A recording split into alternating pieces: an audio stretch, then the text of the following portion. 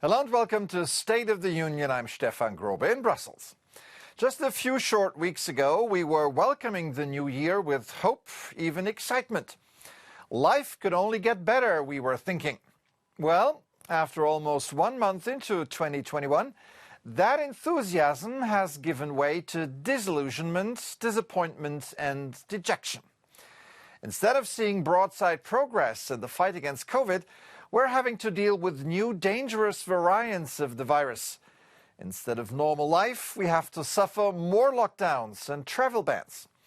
And instead of swift and efficient vaccination campaigns, we're witnessing delays, broken promises and incompetence. After drug maker AstraZeneca announced problems in production capacity, claiming that contractual delivery figures were targets rather than a firm commitment, the European Commission went ballistic. The Health Commissioner offered a harsh rebuke. Now let me be crystal clear. The 27 European Union member states are united that AstraZeneca needs to deliver on its commitments in our agreements.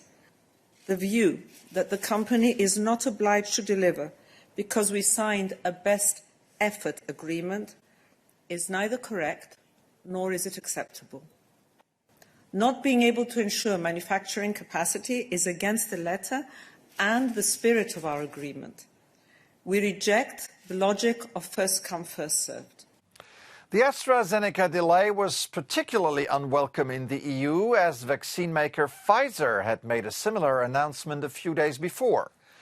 This might mean longer lockdowns, deeper economic slumps and more furious voters.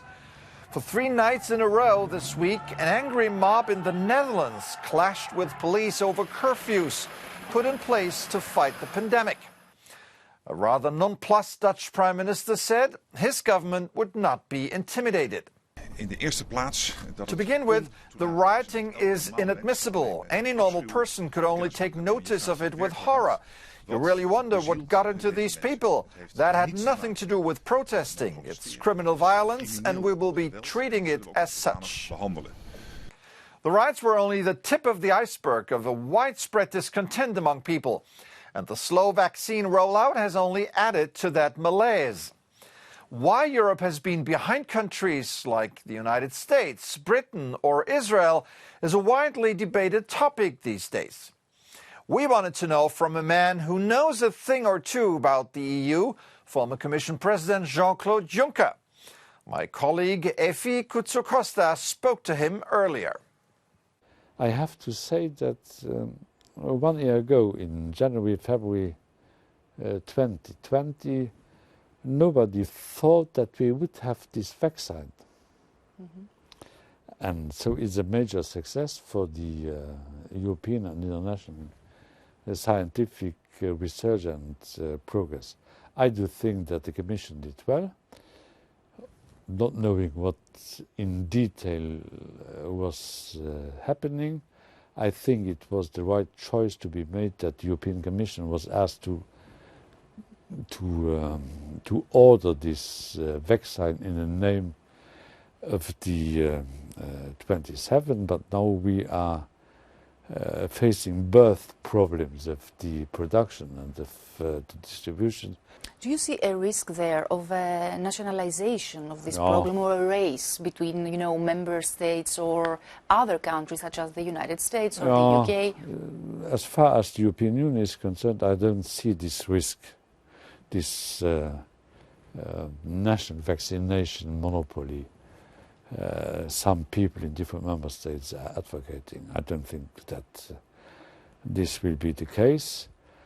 I'm observing that the production and the distribution of the vaccines are dealt with in a different way between the European Union and Britain, more particularly, but I do think that these things will come back to order in the next coming weeks. I'm not pessimistic about that. Are you worried over a new, let's say, economic crisis?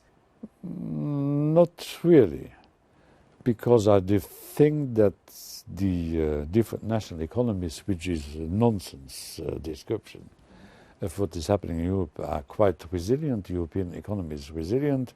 I'm a little bit concerned by this benign neglect some governments are dedicated to public debt. Public debt is a poison.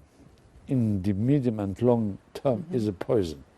And so I would like member states to reinforce and to re-strengthen the possibilities the economies have to resist to the consequences entailed by the pandemic crisis. So I don't like this idea of considering public debt as a major problem. With all the challenges that Europe faces, there are still things that run like clockwork.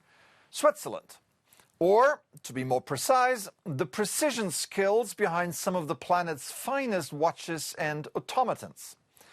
Switzerland's historical preeminence in a field combining science, art and technology has recently been given a boost by the United Nations. In fact, the craftsmanship of mechanical watchmaking and art mechanics were added to UNESCO's representative list of the intangible cultural heritage of humanity. And I must say, the precision behind these bird whistles is extraordinary. It also has a soothing effect if you listen to it long enough.